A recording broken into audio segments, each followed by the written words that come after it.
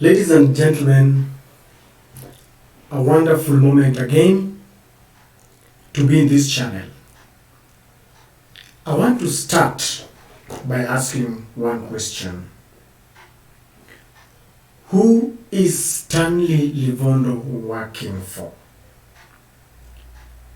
You see, when Stanley Livondo first made those allegations about someone trying to assassinate the president of Kenya in a prayer rally that was called by Moses Kuria, analysts talked about him, others thought he had been out of politics and now he wanted to come to the limelight in a certain manner. And so people thought that he was making these allegations just to be politically, to gain some mileage. I've been thinking, and I did not talk about it, but then after Stanley Livondo was summoned by the DCI, it is clear to me that Stanley Livondo is not alone. There must be some powerful people behind Stanley Livondo. Look, I have always maintained that in politics, nothing happens for the sake of it. Everything is usually choreographed and they are scripted to meet a particular political goal. Stanley Livondo went to the DCI with a lot of audacity, and when he came out, journalists asked him some questions to shed light on what had transpired at the DCI office. And he was smiling all the way. He revealed a most startling details of what he mentioned are the names of those who were planning to assassinate the president. He even went further to state that he knows even their registration number plates. And he went ahead and said that this is a circle that cuts even internationally, that some of them are in other countries outside Kenya. He even mentioned that the church is involved. If you see the manner in which Stanley Livondo was speaking,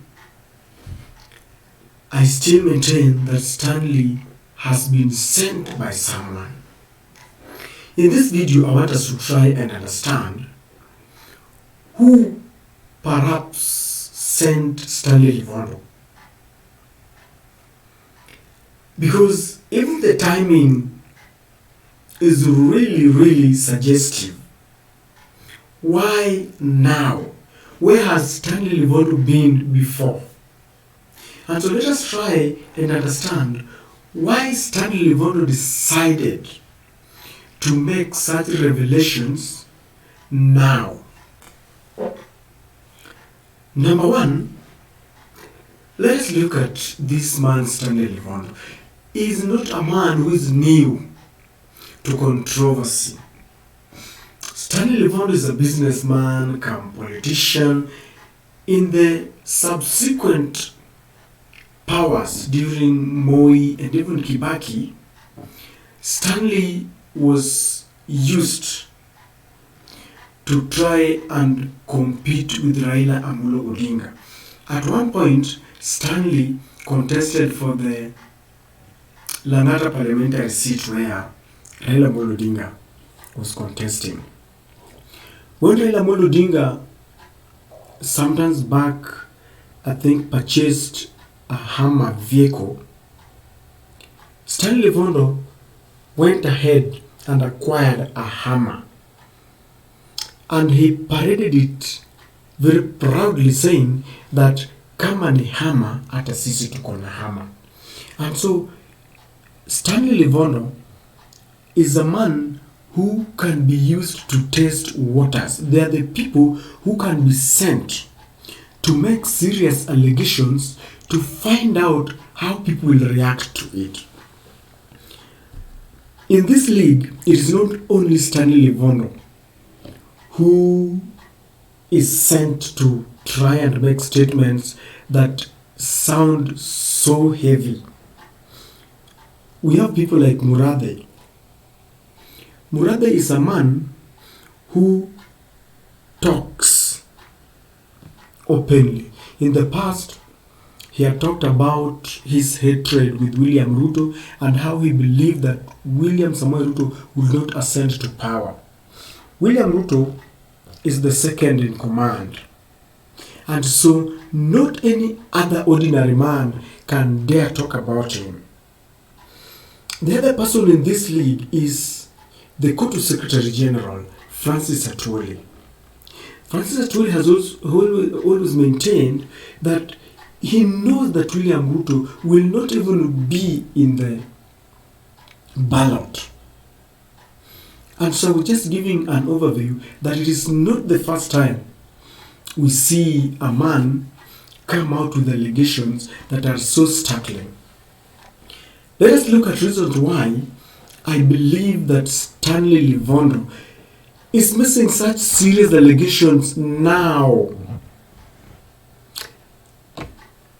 Before I do that, if you're watching this channel for the very first time, please take a moment and subscribe.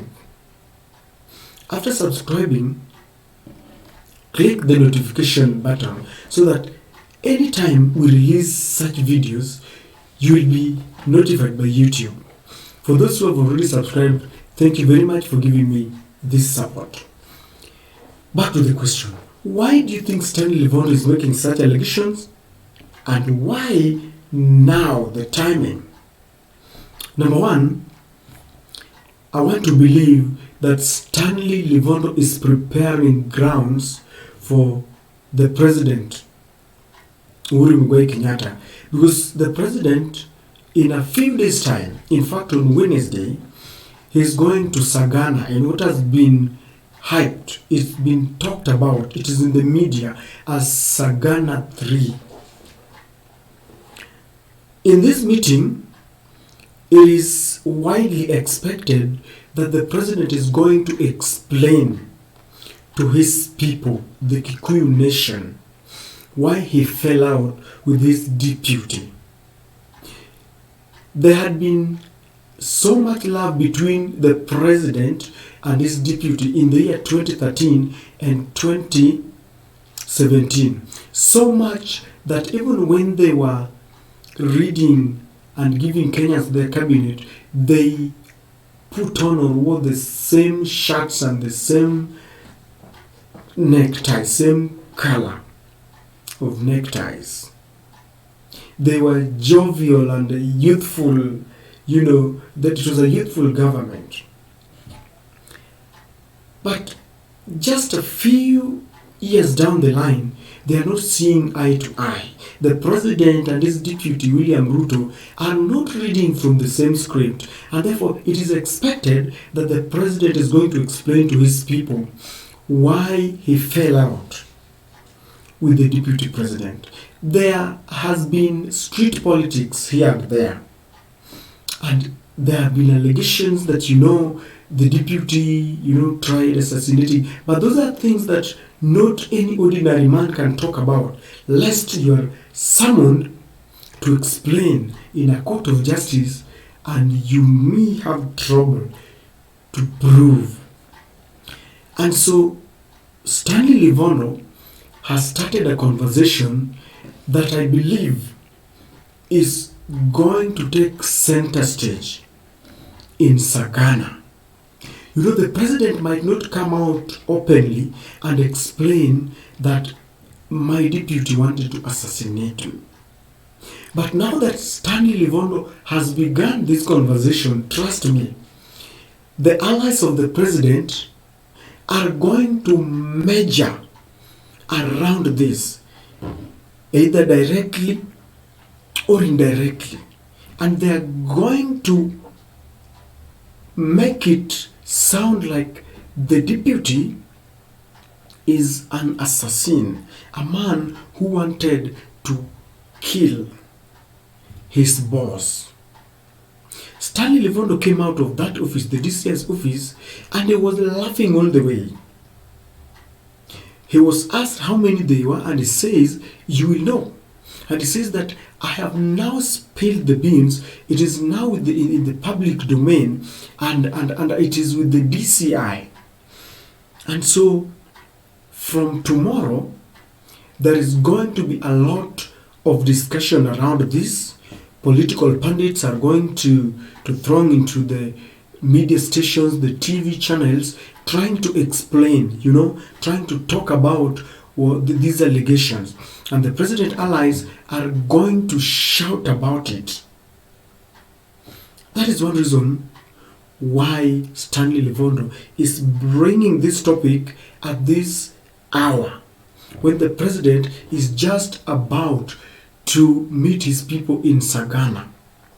Remember, after Sagana, only 2 days later, the president is going to have a Jubilee NDC, the National Delegates Conference. And this conversation might even extend to such meetings, because politics is about propaganda. Whether true or not, it is about perception. And so if they continue with this conversation, everyone is going to talk about it, and it is going to paint William Ruto in bad picture. The second reason why I believe that Stanley Livondo started this conversation now is it is a diversionary, kind of tactic. William Samoei Ruto, ever since they teamed up together with Musalia Mudavadi, they now the One Kenya Alliance or something. They have been keeping the government on toes, trying to talk about uchumi and the economy. Just today, there was a conversation around bringing the food, the prices of the food stuff down. This is going to really hit the president and his team, the deputy president and his team so hard, because an allegation of such magnitude cannot be left unanswered. And so, the team, I believe, William Ruto team, must be strategizing now on how to answer Stanley Livondo. We are in a season of active campaigns. There are very few days or months to August 9th when we are going to the polls. And anything that will,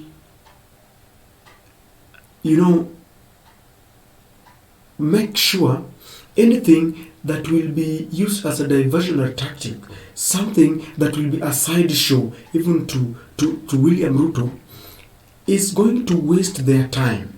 So that instead of concentrating on their campaigns, on selling their policies and their agenda to the people, they are now going to structure and plan and strategize how to answer, Livondo, and how to answer the allies of the president. And they're going to, this is going to take their time and effort. And look at what Azimio is doing. Azimio has divided itself into groups. When Raila is in Mombasa or Kwale, people like Eugene Wamalwa you find them sometimes in Western drumming up support for Azimio, and then the governor for Busia is busy with his team also trying to drum up support. And so Azimio will be so busy campaigning for Raila when they stagnate the William Ruto team with a lot of issues that they want to try and answer. And so this is something that is really going to slow down their campaign tempo, because they must ensure that they convince Kenyans, they convince the international community that they were not, that the Deputy President William Ruto was and has never been part of any attempt to assassinate his boss. Number 3, the people of Central. Remember, William Ruto started campaigning long ago in Central, and he has really managed to bring a lot of votes in his basket. At least, if we have to, if the by-election, the past by-elections in Central is anything to go by, then it means William Ruto has some massive support from Central. But when such allegations come up that this man that we have been supporting tried to assassinate our own man, our brother, then we are not sure whether he will continue receiving this massive support. The youths, those who have been, promising him their votes come 9th of August.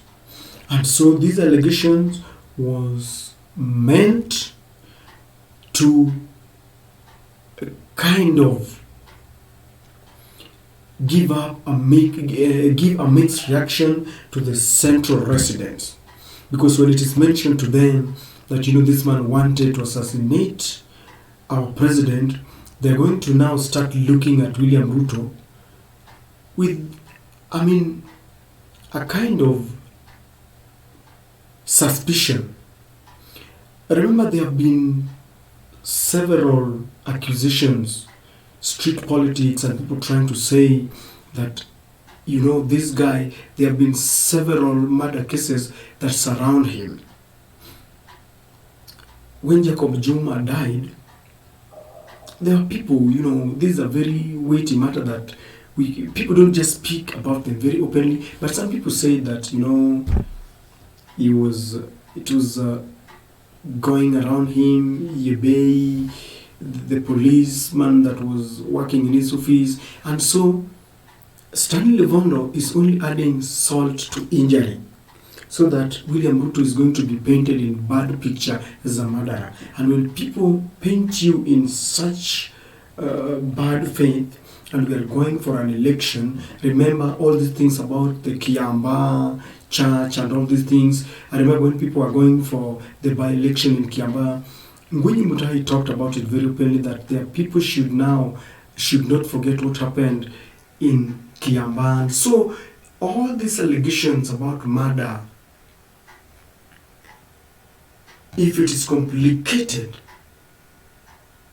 with that one that he wanted to kill his boss, is really going to complicate matters for William Samoei Ruto. I also tend to think that these people could be so much serious that they can even constitute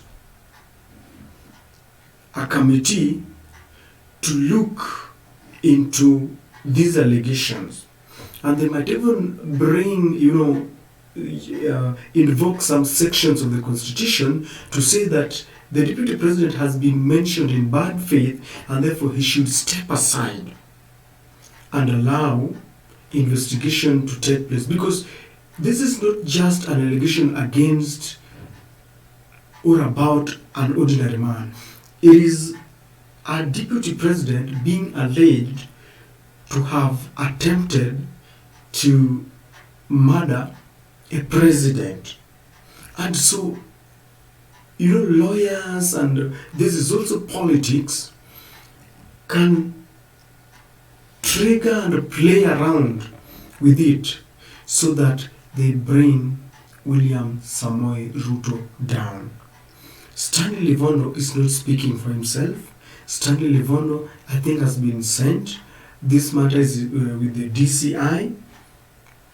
It could be the system working, because the way Stanley Livondo came out of that office, very courageous and talking. He was even asking the news reporters, is that okay? He had given so much information. In fact, he was even asking them whether they still need more.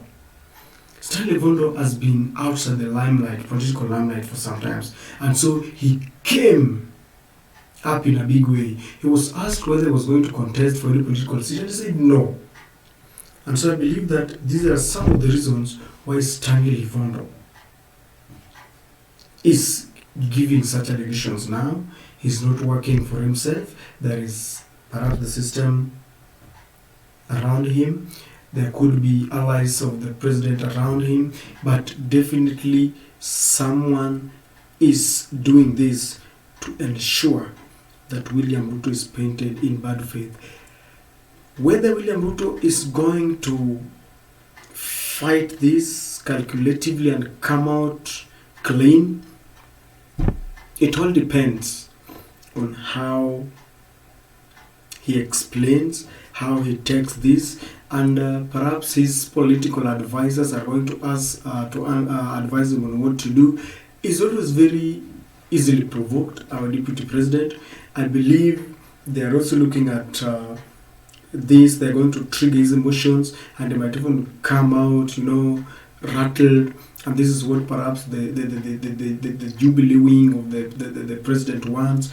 But if they advise the deputy president to take it easy and take it cool, he might just beat them in their own game. But I believe that Stanley Livondo is working for someone.